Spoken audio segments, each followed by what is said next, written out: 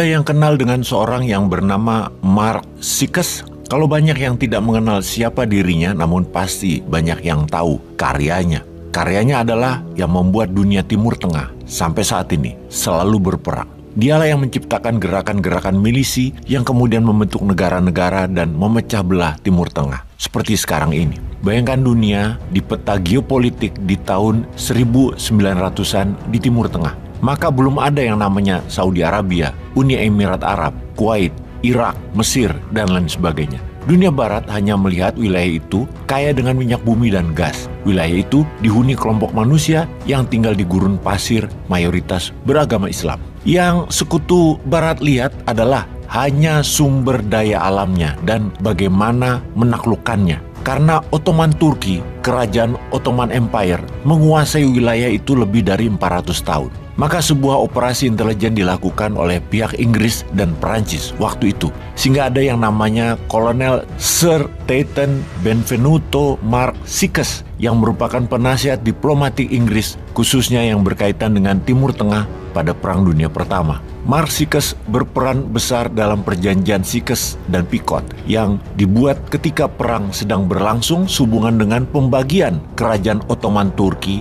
oleh Inggris dan Perancis. Juga Mark Sykes merupakan negosiator utama dalam deklarasi Balfour. Kita sudah diingatkan apa itu deklarasi Balfour, yaitu dukungan kerajaan Inggris untuk kaum Zionis agar punya wilayah untuk mendirikan sebuah negara. Surat itu tertuju pada Rothschild, salah satu deklarator di Jewish Congress di Basel, Switzerland, untuk mendirikan negara Yahudi, di mana gerakan itu disebut Zionis. Pada usia muda, sekitar 25 tahunan, Sykes telah menerbitkan banyak buku, seperti Taktik dan Pelatihan Militer di Ordel, buku Latihan Infanteri, 2 buku perjalanan, Darul Islam, dan Through Past 5 Turkish Province atau melalui 5 provinsi Turki. Dia juga menulis The Caliph Last Heritage, A Short History of the Turkish Empire. Paruh pertama berisi ikhtiar singkat geografi politik di Timur Tengah hingga masa kejayaan Ottoman, sedangkan yang paruh kedua berisi uraian tentang perjalanan penulis di Asia Kecil dan Timur Tengah. Buku terakhir inilah yang menjadikan dunia mengetahui apa dan siapa Mark Sykes yang tugasnya sebagai agen rahasia atau intelijen yang hanya satu, yaitu merubuhkan Ottoman Empire atau merobohkan kerajaan Ottoman Turki. Bagaimana Sykes bisa merobohkan kerajaan Ottoman yang sangat kuat waktu itu? Yang dilakukannya adalah dengan membangun banyak milisi di setiap daerah di Timur Tengah. Di Yaman, di Sudan, di Mesir, di Kuwait, di Uni Emirat Arab, di Oman, yang mana milisi itu biasanya diambil dari para kabilah, para pemimpin adat lokal, kemudian dibangun rasa kedaerahannya, dilatih perang dan diberikan senjata. Di kemudian hari, mereka menjadi raja-raja di wilayah negara-negara tersebut. Di kemudian hari, semua jadi negara yang di awalnya mereka melawan kerajaan Turki. Mereka memerdekakan diri. Yang diinfiltrasikan oleh Mark Sykes adalah nasionalisme kedaerahan, di mana ketika mereka jadi negara, maka kekayaan alamnya akan dikelola oleh Inggris. Dan saat ini, Amerika tentunya yang menyalip Inggris. Selain membangun milisi atau kekuatan pemisah agar hegemoni Ottoman digerogoti dari dalam wilayahnya sendiri, Mark Sykes juga merancang bendera negara-negara yang dibangun pergerakannya untuk berperang melawan kerajaan Ottoman. Saking tidak kreatifnya, bendera tersebut hanya bermain di 4 warna, yaitu warna hitam, putih, merah, dan hijau. Perhatikan bendera negara Irak, Sudan, Syria, Uni Emirat Arab, Mesir, Yaman, Jordan, Palestina, Kuwait, semua warnanya sama, yang itu dibolak-balik aja warna itu.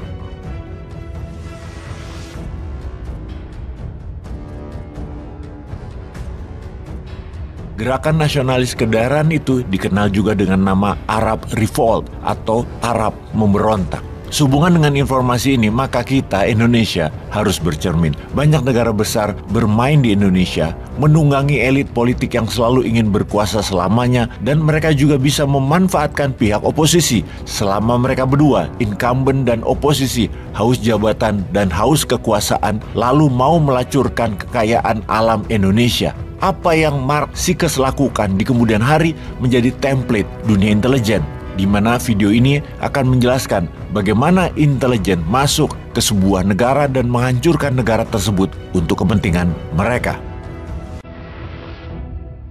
Bukan menjadi rahasia lagi kalau CIA, lembaga intelijen Amerika, sering menggulingkan sebuah pemerintahan yang sah. Ada 5 hal yang mereka lakukan dan sampai sekarang mereka masih tetap melakukannya. Yang pertama yang dilakukan adalah, dan yang ini adalah paling sering, yaitu membiayai oposisi. Cara ini adalah cara yang paling aman dan metode paling murah dari CIA. Bisa hanya memodali memberi uang kelompok oposisi atau memodali mereka yang akan melakukan kudeta. Iran di tahun 53, Vietnam di tahun 63, Brazil, Guatemala, salah satu operasi intelijen dengan model ini yang dilakukan oleh Amerika. Cara nomor 2 yang paling sering dilakukan adalah dengan assassination atau pembunuhan. Membunuh pemimpin lalu menggantikan dengan pemimpin yang pro-Amerika. Misalnya Patrice Lumumba di Kongo, dan banyak lagi pemimpin-pemimpin berbagai negara yang tidak jelas kematiannya tapi didesain oleh Amerika agar digantikan dengan pemimpin yang pro-Amerika. Lalu, cara ketiga yang paling sering dilakukan oleh CIA adalah melumpuhkan ekonomi, atau dalam bahasa akademinya adalah economic assassination. Perang tarif dengan Cina, embargo perdagangan, dengan cepat akan merubuhkan sebuah negara seperti Kuba sampai sekarang diembargo. Kemudian Chile di tahun 70-an ketika Allende yang melakukan nasionalisasi atas aset-aset Amerika membuat Presiden Nixon memerintahkan CIA dengan kalimat "Make Chilean Scream" atau membuat bangsa Chile menjerit. Yang terakhir, Pinochet mengkudeta Allende. 2 hal itu dilakukan di sana. Tekanan secara ekonomi lalu mendukung kudeta oposisi. Lalu saat ini misalnya serangan mata uang lira di Turki yang menjatuhkan 40% nilai Turki dalam setahun terakhir dan membuat banyak investasi keluar dari Turki. Kemudian juga Venezuela diserang dengan economic hitman sehingga inflasinya lebih dari 1000%. Indonesia di tahun 1997 adalah bagian dari economic assassination untuk merubuhkan rezim Soeharto. Kemudian saat ini yang paling sering dipakai adalah nomor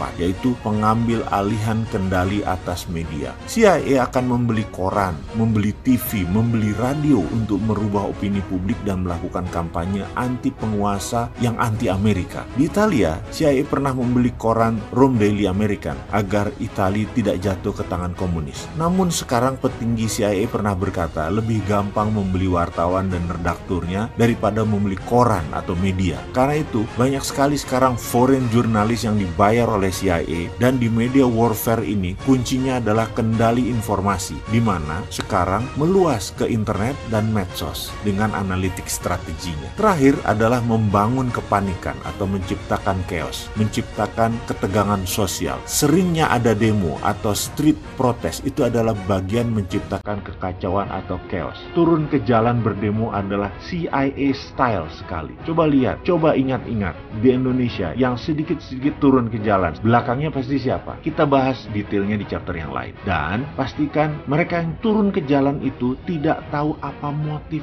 asli demo tadi. Itu adalah kunci sukses demo. Misalnya tokoh Iran Muhammad Mossadegh yang menasionalisasi aset minyak Inggris di tahun 53, digalanglah demo besar-besaran sampai terguling, dan kemudian boneka Amerika Syah Iran dijadikan monarki lagi. Juga demo panjang Hong Kong saat ini, demo besar misalnya kemarin di Malaysia untuk menggulingkan Najib yang pro Cina beberapa tahun yang lalu. Ini semua adalah sedikit informasi tentang organisasi rahasia dan bagaimana operasinya, dan masih banyak lagi yang sebenarnya kita tidak tahu. Jadi ke depan ada baiknya Indonesia hati-hati. Kita harus punya strategi berlapis dan bermain cantik. Baru nanti kita salib mereka semua di tikungan. Barulah Indonesia bisa jadi negara besar.